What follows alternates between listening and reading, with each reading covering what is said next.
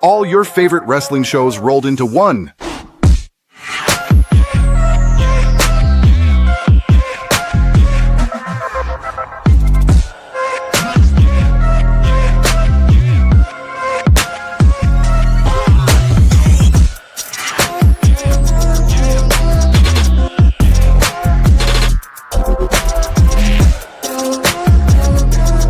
Welcome to the We Book It podcast. Let's start the show.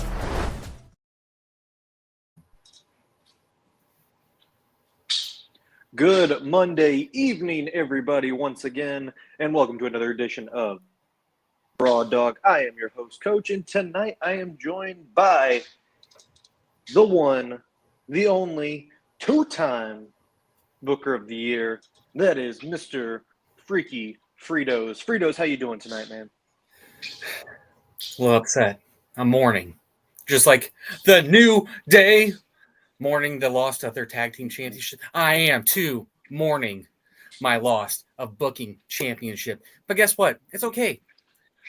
Virgil is my Vince McMahon. I will be his Stone Cold, and I will rain terror on this company. And guess what? He may be going to the bathroom. I'm going to be there and beat him with a trash can. He may be having a simple procedure with a doctor. Guess what? I'm the doctor. I'm going to shove a glove on my hand and give him the prostate exam. But it's okay. It's okay. We have a wonderful Monday ahead of us, and we have to talk some Raw. Yes, we do. All right, off the Monday Night Raw after SummerSlam with who else but Seth freaking Rollins and his faction kicking it off. It starts with Paul Heyman reintroducing everybody into the group, starting with Bronson Reed, himself, the Oracle, and then Seth Rollins, to where Seth Rollins basically berates the crowd, saying, shame on all of you for not believing in him and turning your backs on him, and basically saying there's always a plan B with me, with a nice callback to when he portrayed the Shield with Triple H and Randy Orton. He says his new faction's name, which we now know is called The Vision. L.A. Knight's music hits. He gets a loud ovation once again. And he says, you know, you got to give Rollins credit for what he did. But he said the only reason why you faked that injury was to avoid him at Saturday night's main event. And said that he wants a rematch against him, but it's for that world title, to which Rollins basically said no and started walking away. However, Adam Pearce comes out, really ticked off at Seth Rollins, reports that he had been sending on his knee, and basically says, you know what, screw it, tonight, LA Knight for Seth Rollins for the World Heavyweight Championship, with the stipulation that Bronson Reed and Braun Breaker are banned ringside. This made the most sense, in my opinion, for the first challenger. It had to be LA Knight. Fritos, I know you were upset with this as an LA Knight, but this is logical booking, and I always appreciate the logical booking. But what were your thoughts, Fritos, on this opening segment? I loved it. Even though everyone knows I'm a Punk and LA Knight fan, so I'm really living in a constant state of pain, if you will. But I like the name of the group, The Vision. It makes a lot of sense, especially with Paul Heyman with his new nickname being the Oracle. He's got the visions. He can see what's going to happen ahead of time. I like what they're going with the group. Yeah, it did make sense with LA Knight. And also, I'm a little upset that he's leaving Friday Night SmackDown, Lowdown, Throwdown, Hoedown, everything what you want to throw from my show on Friday nights. Ladies and gentlemen, make sure to like, share, subscribe, watch my show. But it makes sense, him being the first one. And I love the setup for this. We got a little bit more to talk about with the match. But, yeah, it was a great way, and it did make sense. But constant pain. Just constant pain. All right, so after that, we get to our first match of the night, which is round 3 between Sheamus, Steph, and once again, these guys did not disappoint. A lot of good back and forth action. I will say, not nearly as strong as their previous two matches, but you could just sense the storytelling of these two have for one another, so much so that neither one of them actually cared about winning the match, and they were both counted out, and it was a no contest. That did not matter to them. They still were beating each other up. When you had backstage interviews going on, Sheamus and Rusev were still fighting. And I think that went on for about 2 hours, and I'm not complaining, but this is definitely setting up a match at Clash in Paris, and I cannot wait for that. For the crowd is going to be insane there, and I'm just really excited for Clash in Paris because France's crowd is going to be, if it's anything like it was last year at Backlash in Lyon, Paris is going to tear the house down. But, overall, I thought it was smart booking again, logical book, excited for that eventual final matchup between these two in Paris. But, Fritos, what do you think of this match? Same thing. The weakest one from all their matches, but it did build up to their eventual match at Clash of Paris. I'm hoping we get a really nice stipulation. I'm assuming maybe a street fight or falls count anywhere or something like that, where you're gonna be out in the crowd because that crowd's gonna be loud and rowdy, and especially with two top European stars like that, they're just gonna be nuts, insane, screaming. Wine's gonna be flying everywhere. We may even see a baguette being used as a weapon. You never know what you're gonna expect in this type of match. But yeah, I like how throughout the whole night they were just fighting nonstop. Everyone was like, "What the hell?" But yeah, match was weak, but I love the build up to what we're eventually gonna get with these two guys. And also, they deserve their flowers too, especially in I'm gonna say Europe's their hometown. Over there, they deserve their flowers there too for what they've done. Yeah, it just makes the culmination be in Paris. It just makes sense. It's too much of a layup for the booking team to miss this. Mm-hmm. Like, this is going to be a 5-star match in Paris. But I digress. We then go on to our next match, which was born out of a backstage confrontation between Penta and Grayson Waller. Early on in the match, Kit, while wearing some interesting outfits, especially Xavier Woods' hat. I had no idea when they did a close-up of that hat I had going with, and I mean about here, don't you think, Fritos? It was about this big? Maybe a couple inches more. About there. Bigger? About right there. Yeah, I mean, that thing was freaking huge. Either way, they then joined commentary, to which it was, they were pretty good, but the focus was on the match, Waller put on another pretty solid match as a singles competitor, which is something that I know a lot of fans are kind of waiting for him to do, is they were waiting for the breakup to happen. We still haven't gotten full closure on that, though. All we know is that they just broke up, and Waller's trying to get in with the New Day now. But either way, Penta hit a beautiful Mexican destroyer off the top rope on Waller, and 1, 2, 3 for the count. The New Day then tried to get in and defend Waller, only for Penta to make fools of them and actually stealing Xavier Woods' hat, then doing his walk, and then frisbeeing that hat right into Woods, which was a really good throw by Penta.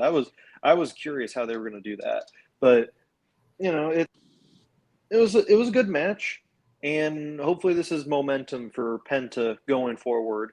And I see what they're trying to do with the New Day and Waller, so we'll see how that one develops. But good for Penta after he was kind of left in the background for SummerSlam.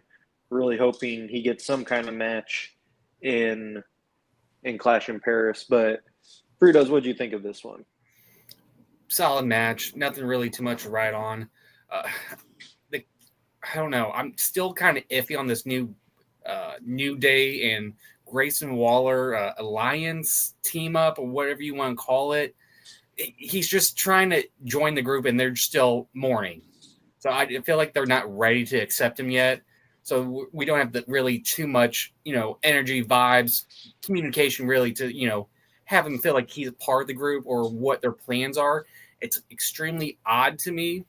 But at the point where Penta's wearing the hat, I know I've been on X for our account. People are saying that's a Tekken reference, a fighting game. I'm not a big Tekken guy. Ah, okay. I'm a big Mortal Kombat guy. So the first thought that came to me was Kung Lao with the hat. So I apologize for any fighting video game fans, but that was the first thought that popped in my head. But yeah, hopefully they're definitely going to give a match in Clash of Paris with Penta, because that, like I said, that crowd in France is going to be rowdy, and that pop is going to be loud. I think we're expecting a lot of crazy big pops.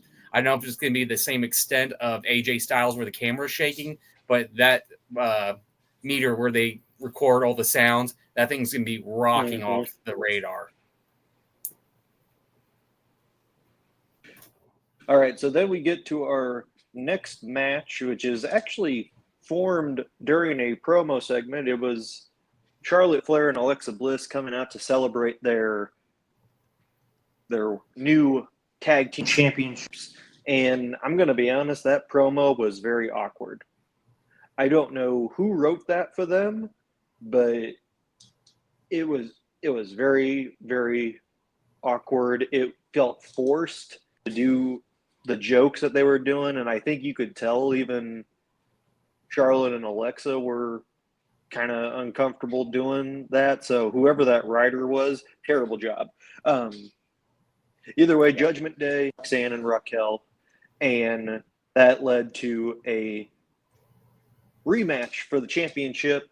And as the match went on, it was a pretty good match. And, hats off to Raquel.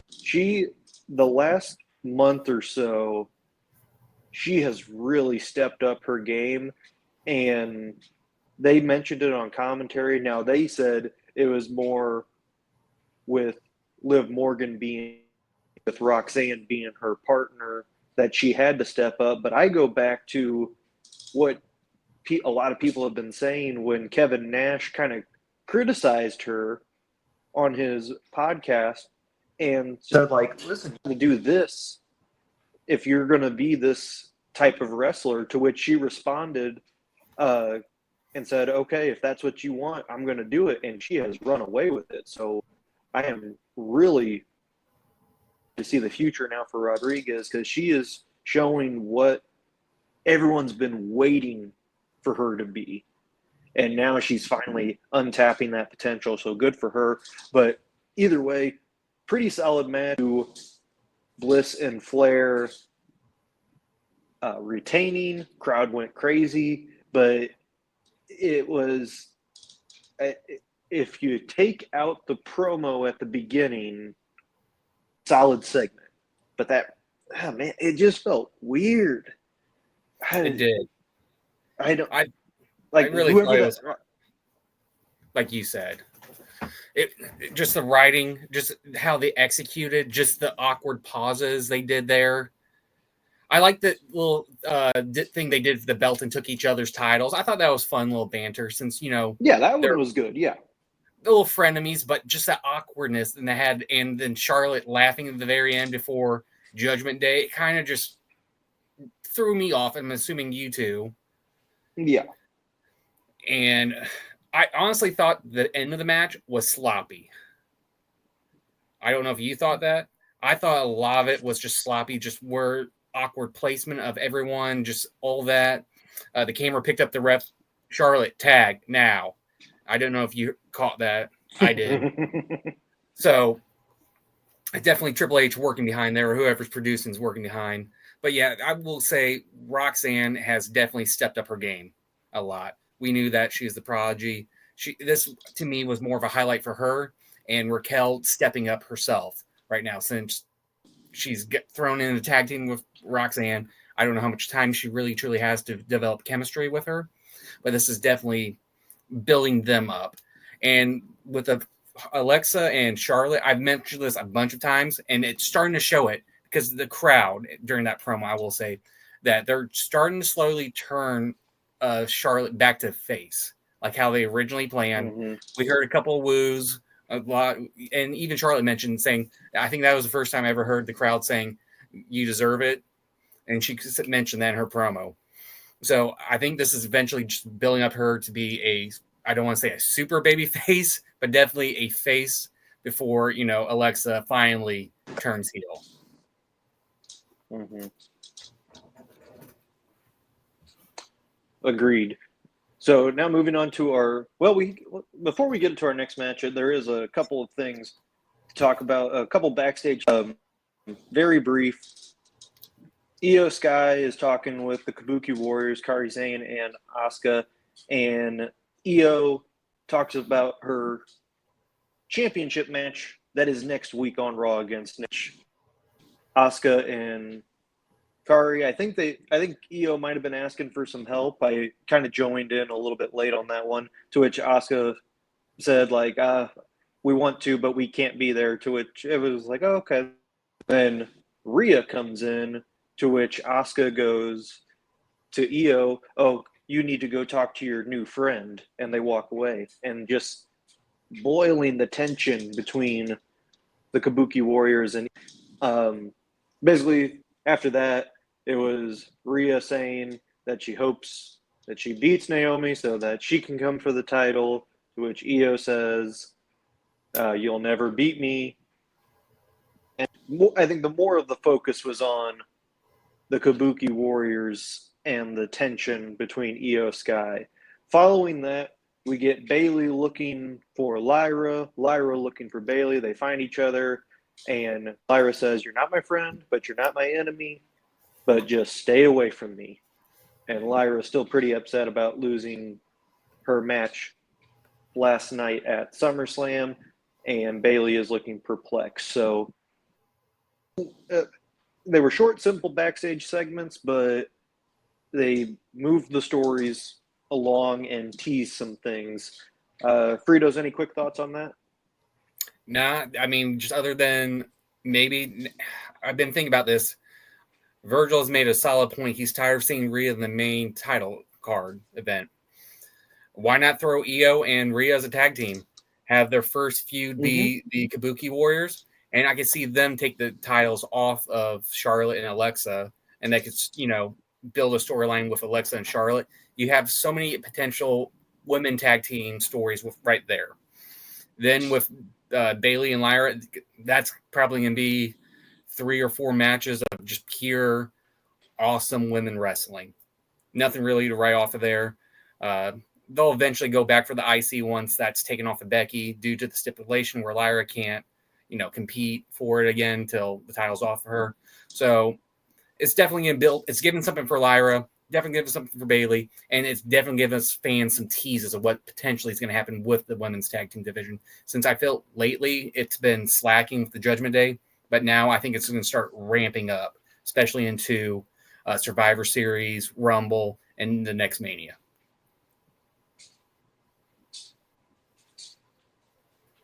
All right, then we get to our next match, which is a AAA Super Championship or Mega Championship, match at Triple Mania, and it is Dominic Mysterio going up against Dragon Lee. Of course, 2 will be in a Fatal 4-Way match with El Hijo del Vikingo and El Grande Americano in that AAA Mega Championship match at Triple Mania. But either way, solid match. Late in the match, Dragon Lee was rolling up for a victory against Dom until El Grande Americano appeared. And he got distracted for another El Grande Americano to appear, and then he went after him. And then a third El Grande Americano appeared, and Lee was all sorts of messed up. Mysterio used the ropes for leverage and got the pinfall and the victory. And as Dom was getting ready to hit Lee after the match, AJ Styles' music hits and chase from the ring. And basically ensuing that we will get a IC title rematch at Clash in Paris. Please, God, please. I want that rematch. Good. That rematch will be so good. So love that they're still pushing. They're going to probably run back Mysterio and Styles. I thought that was I think we all agreed that that was a great. So looking forward to what it is at Clash in Paris, especially with a raucous crowd. But we go to kind of the main issue here in this match. Gable gets hurt, and we all know he's El Grande Americano. No, we don't. What are you talking about? There's nothing to prove. He borrowed his boots. It was just a coincidence. He had to borrow his boots. He left them. Okay, let's say in theory then, Okay. Chad Gable is El Grande Americano. He's hurt. That sucks. You bring a Ludwig Kaiser to replace him. That's pretty good storytelling there. It adds a little bit of that irony that Gable is denying that he's El Grande Americano. And the funny thing is, Kaiser is so over in Mexico, the people love him. I wouldn't be surprised if he wins the AAA Mega Championship. Mm-hmm. That's how over he is with the crowd. Now you're just oversaturating it by bringing in two other guys. We are assuming it's Pete Dunne and Tyler Bates that are doing this. It just takes away from what the main is, and that was Chad Gable trying to master the art of the luchador when he went to Mexico. Like, there's still a lot of unanswered questions with that storyline at right now, and I understand that, and I think pivoting to Kaiser is kind of a fun way to keep the story going. But now you're just going overboard. Fritos, your thoughts on the match? Yeah, I sent that tweet. I sent it to our group chat. The one, "Sir, the third Grande Americano has arrived," with the George Bush meme from the. I'm not gonna say the event because I don't know if I should say it on YouTube. We might get canceled, but we know the historical event here. But we know the event. Yeah. With Ludwig, it was fun because you also had American Made, talking about it when, a couple of tag teams, Grande Americano came in. They're like, "You're not Chad. What the hell are you doing? Who are you?" And all that stuff, going on. But now with these two new ones with Bates and Pete Dunne, it just feels like they had nothing for them when you could have, put them back into the tag team division, where the tag team division has been a little bit lacking. They add some flair to it. They have great chemistry. So I don't know if the payoff is eventually going to be something with Chad Gable when he comes back from his injury. And I think that's going to push him over the top to finally get the IC championship or push him to the main event. I think that's what the eventual now, because they had to do the pivot due to the injury. But yeah, I'm a little bit saturated. But I'm going to say one thing. If they don't do a collaboration with Pokemon and have them all stacked up and say they're evolving, just like my boy Dragonite back there, do something stupid like that, that is a prime time missed opportunity right there. That was good. That was good.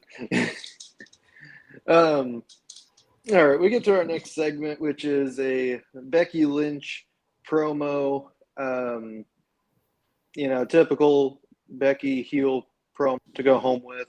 She basically opens the floor to new challengers, then said, well, no, never mind. I don't really want new challengers. Then Nikki Bella comes out, and friendly conversation then turned into jabs back and forth about each other's wrestling ability. Nikki Bella then brought up Seth Rollins, to which Lynch responded with at Nikki Bella's past relationship with John Cena, to which the crowd went absolutely insane over. And I will admit, so did I. I thought that was a really good line. I'm not, and Fritos, you know this, I am not a big fan of Becky Lynch on the mic. I think she's great in the ring, but on the mic, I am just not a fan of her. But that I will give credit where credit is due, because that was good.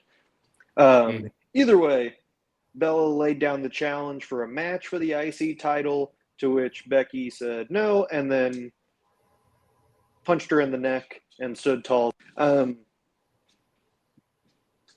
It did its job.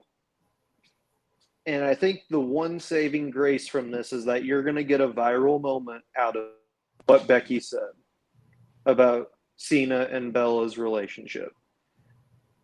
So that in itself saved the segment. But after that, really nothing to go home with. Bella's going to be is the new challenger for the women's IC title. So that's that. Fritos, what do you think of this promo section? Yeah, nothing really too much right off. I loved how Nikki called her out for Hollywood. They did, the classic sponsorship. Happy Gilmore 2 out on Netflix. I love that little spot right there. I thought it was just stupid sponsorship right there. I know a lot of the fans are tired, but I thought it was funny.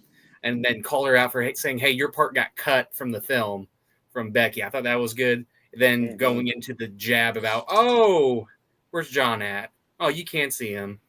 I thought that was funny. But yeah, not really looking forward to this feud. It's just something for Nikki to do since they brought her back. I don't know why they brought her back, really. There was no need. They're not doing a farewell tour other than just for her to collect a paycheck, essentially. And this is just something for maybe, I'm assuming maybe booking and creative trying to work out the next potential feud for Becky. Maybe, kind of reevaluate all the mid-card talent to do it.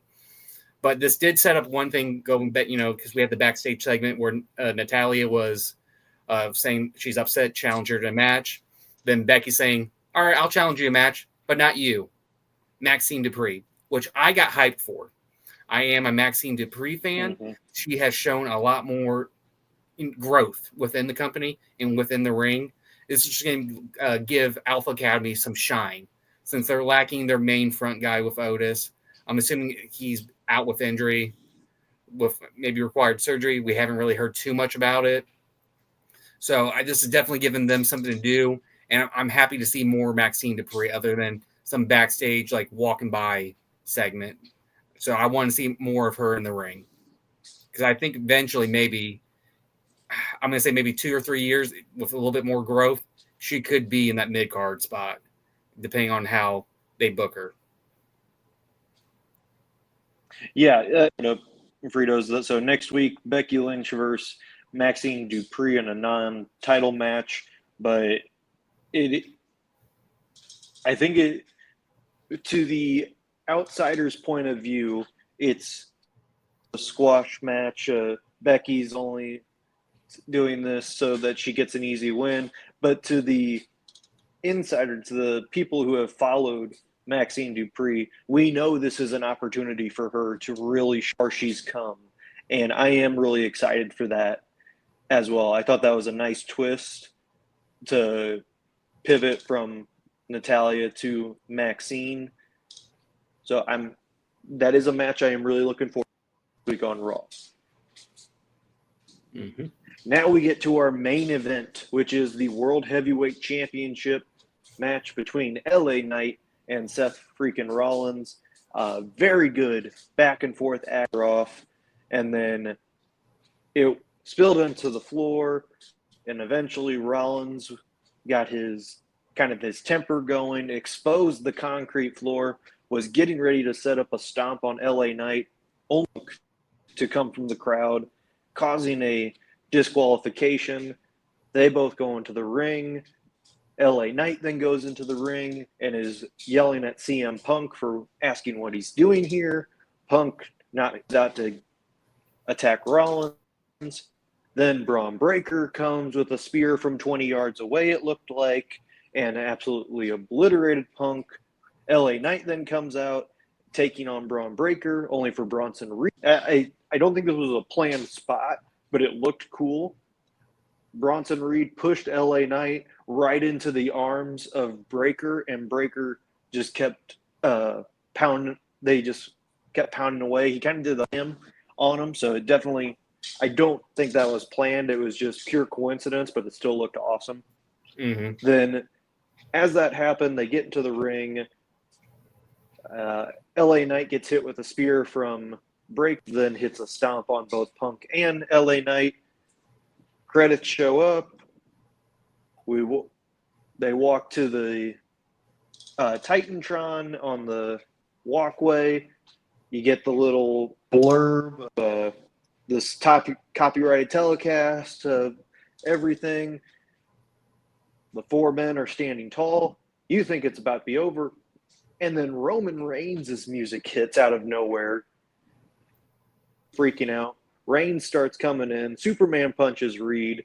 Takes out Breaker. Rollins is waiting in the ring. Reigns then comes in. And then Rollins ducks out. Reigns hits Breaker, who was trying to hit a spear. Then Bronson Reed comes in, knocks him down. Rollins then hits a stomp from out of nowhere. And then a spear from Breaker. And then 3 tsunamis from Bronson Reed. And after about 10 minutes of that, or I'm sorry, not 10 minutes, 5 minutes of that, we finally get a close to the show. This is more than likely writing off Roman Reigns for a while as he goes to film the new Street Fighter movie that is coming out. That is what a lot of people are speculating, that he is going to go film this. So this could be the time to write him off. We probably will not see him until Survivor Series. But after that, it's and Fritos, I think you're going to agree with me on this one. It's weird that they still haven't done anything with title-wise because of how over he is. Mm-hmm. Yeah, I just don't get it why they're doing this. Let me talk about booking wise first with this match. It made sense for Punk to interfere. Mm-hmm. It made sense for him to come down. It made sense for LA Knight to get ticked at CM Punk. What you did with this is you created 3 legitimate top baby faces for Seth Rollins, plus Jey Uso. And so that's good. So you can have several matches for Rollins. Like, you could milk this thing all the way to Mania. But I don't know if the fans will let it happen, especially if LA Knight is still in the picture. Mm-hmm. I don't. And Fritos, before you get thoughts on this match, and I'll ask you for your thoughts on Raw as a whole. My thoughts on Raw as a whole. It was a little bit of a disappointing Raw. You just came off of 2 red hot nights of SummerSlam, and I think fatigue kind of set in for everybody. So it just was kind of to get to the matches, it was like, okay, whatever, yeah, we'll do it and everything. But it doesn't take away from what they did the last two nights. Mm-hmm. But it's lackluster, but I think fatigue had set in for everybody. You're going three nights in a row for a show. Now you're building towards Clash in Paris. The gals from Friday night. That's very true. I did not. They're going four nights in a row. Like, it's understandable, but don't let the quality get too sour when you have these kinds of things. Fully expect next week to be better because it is a stacked card. Once again, we'll have one championship match for sure with the women's championship. You also got Sami Zayn versus Ree's home country. And I feel like am I missing one? I think that's it so far. Oh, Maxine and Becky. So, yep. Yes. So, yes, you pretty good matches on the card for next week. So, maybe they go a little more match heavy and not a lot of promo heavy segments like they kind of were tonight. But, overall, I give it a C. On the main event and final thoughts on Monday Night Raw. Mm-hmm. Yeah, I mean, like I said, LA Knight was the right competitor, and it made sense for Punk to intervene. And then, for the DQ and for Seth to retain the title, then all the chaos at the end. I know you mentioned that this is maybe a write-off for Roman, which, after you said it, kind of makes sense for him to film his next movie and, just carry on this feud. Maybe they're going to carry on for the feud for, WrestleMania for the World Heavyweight, Seth and Roman, which makes sense. But then this idea popped in my head. The rumors going around, there's always going to be a fourth member in this group. Why not have a 6-man tag team match?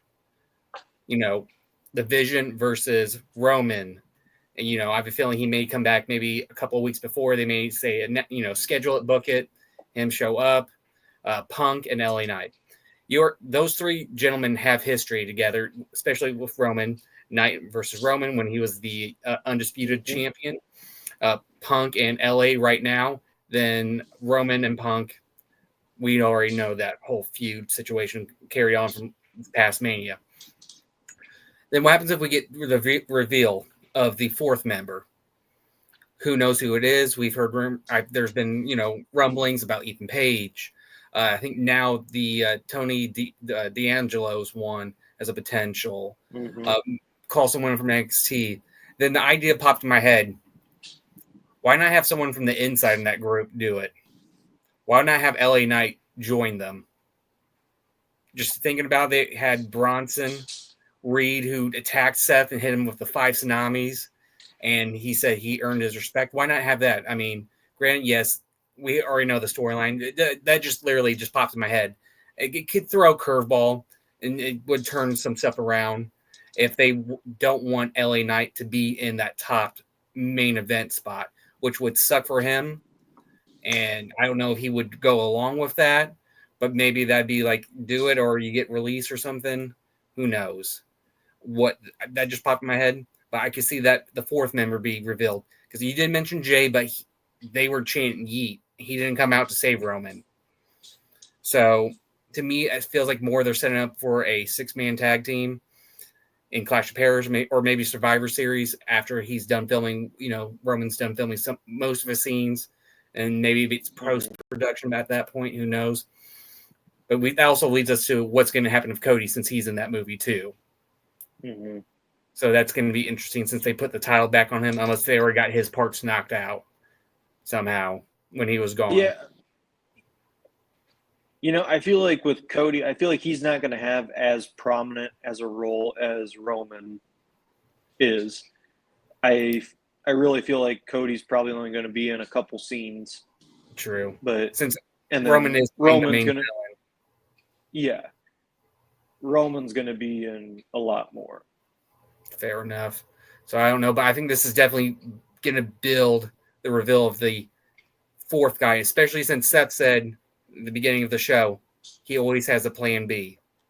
What happens if that plan B is the fourth member saving his ass in Clash of Paris or Survivor Series or whenever they do this 6-man tag team? But I think this is also going I agree. lead into Sammy, since Sammy did mention he's wanting to go for the World Heavyweight Champion.